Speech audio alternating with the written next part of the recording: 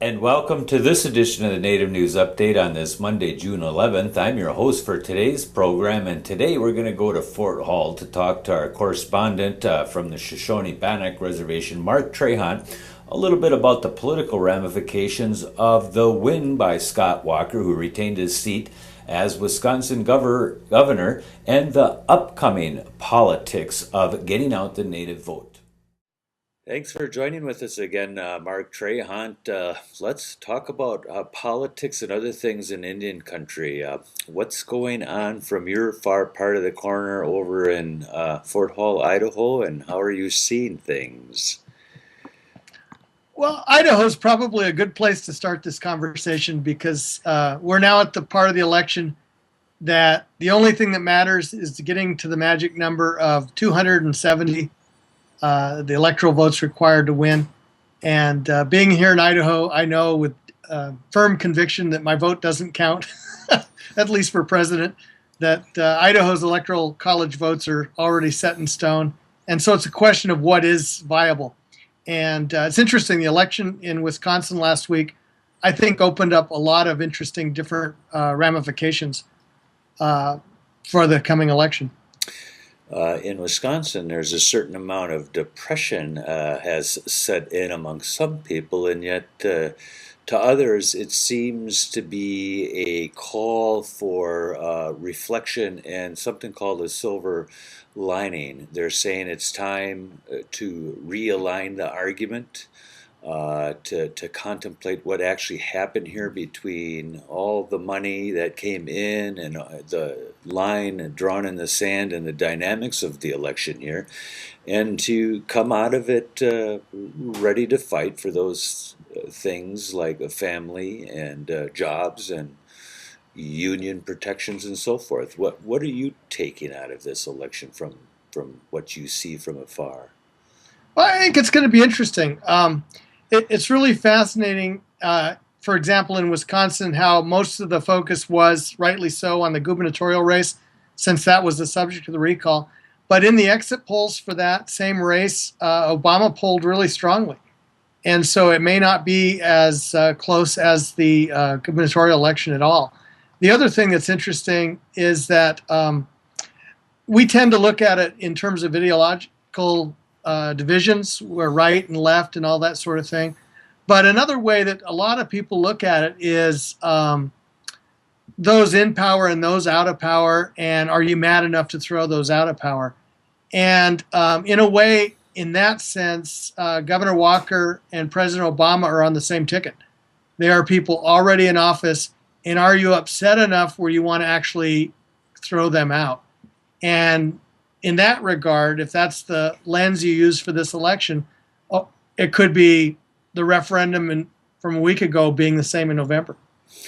Well, there was both the win of Walker being retained in the recall. However, the Republicans lost control of the Senate, at least temporarily. The elections are coming up, and so that what people see as the Tea Party agenda of Scott Walker, the Senate, and the Assembly, which was all controlled by the Tea Party Republican in the state, the Senate's been taken out of play to some extent. The Republicans here can no longer just pass legislation through without having to find some kind of middle ground. So Walker may have won the battle but lost the war, or vice versa, depending on how you look at it. And frankly, in Wisconsin, people are saying that there's a lot of people who are just simply tired of recalls. We've gone through some 20 recalls here in the last year, and people are saying enough is enough for at least right now. Well, and by that same measure, if you're, no matter whether you consider yourself liberal or conservative, at some point, because of the nature of the problems we're facing, we have to get people to start coming up with workable solutions that can be sold to both sides. We're probably not going to get solutions that are 50+1. They're going to have to be consensus-based solutions. And that's going to be requiring a different type of argument. The argument that was implemented in Wisconsin by quote unquote by Walker himself was to divide and conquer. Let's go after the public sector unions by pointing out that public sector unions have better health care and better retirement than even the private sector. So you actually had union members voting on the Republican ticket saying they kind of like that because it seemed like the public sector unions were out of control and it was their fault that there was these budget constraints. Seems to me that there was a lot of that in several other arguments as well in the state having to do with other issues. Those issues, uh, you know, 17 billionaires put in the bulk of the 70% of the $31 million that Walker raised from out of state. What role does that money play in the politics of today? Well, since Citizens United Supreme Court decision that allowed basically unlimited spending, it certainly changed the equation a great deal. And I think the sheer volume of spending in Wisconsin reflects that. And is it because that you can take that money and mislead people? For example, some of the super PACs, the National Rifle Association, for example, took full page ads out all over northern Wisconsin saying if Tom Barrett's going to win, they're going to take your guns away, which is the same thing they said about Barack Obama. Let's scare you because if Barack Obama becomes president, he's going to take your guns away. Well, he hasn't, and yet that is still played, that divisiveness, that demonizing, that scaring of the opposition into fear. Right. And in this case, in Wisconsin recalls, there were no limits whatsoever, you 17 billionaires, and some of the checks were over $500,000 from that small group. They obviously had a lot at stake in this. And what is that stake? Why Wisconsin? Does it mean that every other state is totally vulnerable because a lot of this public sector unions began in Wisconsin? If they could dismantle it here, it's going to be easier across the rest of the country? Well, the public union argument is certainly one that is playing in Wisconsin and Ohio and a couple of other states. Um, it's interesting here in the West, and the federal government has been shedding jobs really for the past 2 years, and yet that discourse is not out there. People still see the federal government and all government as being this big employment well that lets some people be way better off than the rest of us. It'll be interesting to see how that. I mean, already in the last week, that's been a new argument from both the Obama and the Romney side, is the role of the public sector. And that is to begin getting the government out even more so of states' rights and private affairs throughout the country. I mean, is that something that the social democrats are ever going to embrace? Do we have to? Well, this is even more basic than that. It's how many public teachers do we need? How many people do we need in working for the Forest Service, agricultural inspections, that sort of thing? It's more practical than actually. And Romney said last week that we needed less teachers, less firefighters, Right. less policemen, and yet there's more people and more activity.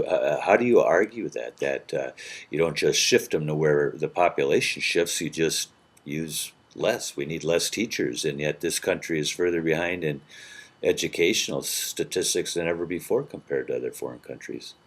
Right. And part of it is this broad rejection of Keynesian economics.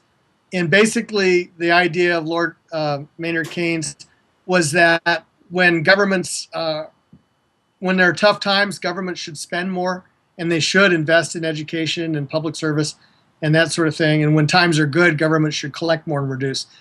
The current argument is to reduce government now before the economy heals and let the private sector somehow pop up and take over. It'll be interesting to see whether not that argument holds. Is that the silver lining that some people talk about? You allow things to kind of careen over there and accept the fact that unions are on the demise. Women's reproductive rights are going to be squeezed if it saves money somewhere, or you cut teachers' salaries and wages, public sector wages. You shift everything to the corporations. Is this a cycle that we're simply going through? I definitely think it's a cycle we're going through.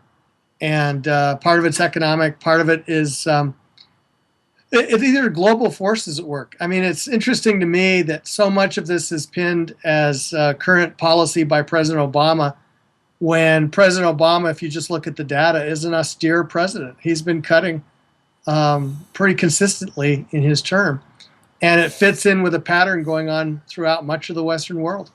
Well, and there's the argument among some people that even the Democratic Party and Obama look more and more like a moderate Republican arm nowadays, and that the movement in Wisconsin just wasn't about it had a couple 100,000 people in protest in Madison, Wisconsin, when it wasn't just about unions. It was about equity, it was about education and women's rights and those kinds of issues. But once that focus was directed into the political arena, it began losing steam as we got into the slogans kind of era of it, where people were arguing what it was. In the final end, the issue of collective bargaining was barely a subject of debate at the table. Right. Where, Well, and it still boils down to it's a demographic problem. And the demographic problem is going to require a broader look. We have an older population and a smaller working population, and that changes everything. And that's the question we've got to get to.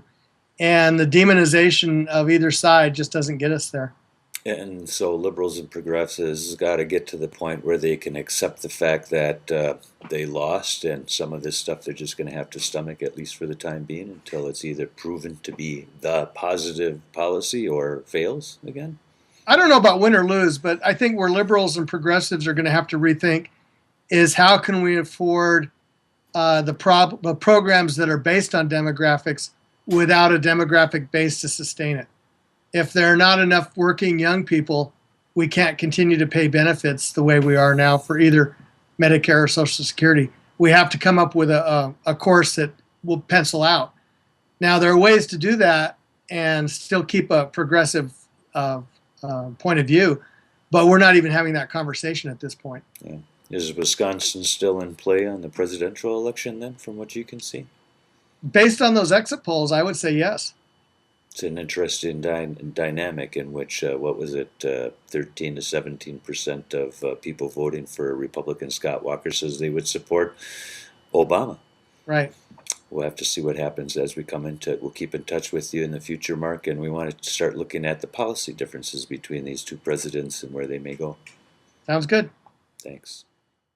And that is another roundup of news from Indian Country. On this edition of Native News Update, we want to say thanks for joining with us and come back again soon.